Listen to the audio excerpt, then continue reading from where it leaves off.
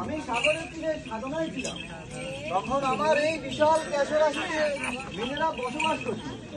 তারা এই ক্যাশরাশিতে সংসার পেতে, তখন আমি চিন্তা করলাম আমারও তো স্ত্রী আছে, সংসার আছে, তাই আমি এখন তোমার কাছে আমার কাছে তোমার বাসনা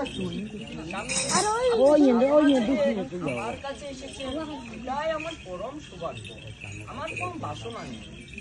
না হল্লা, তুমি আমার কাছে কি চাও আমি তোমাকে সব দিই। সত্যি দেবেন স্বামী? হ্যাঁ, অবশ্যই।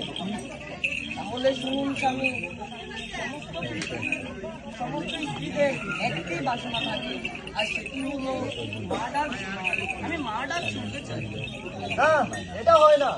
আমি ঋষি, আমি এটা করতে পারবো না। স্বামী, আপনি আমাকে কথা দিয়েছিলেন আমি যা চাইবো আপনি তাই দিবেন, আমাকে দিতেই হবে। না হল্লা, এটা তুমি আমার কাছে কি চাইলে? হ্যাঁ স্বামী, আমি এটাই চাই। আমি একটি পুত্রের মা হতে চাই, দেবেন না স্বামী? আমি তোমার চরিত্র থেকে খুশি হয়েছি। আমি তোমাকে আশীর্বাদ করি, পুত্রের জন্ম হোক।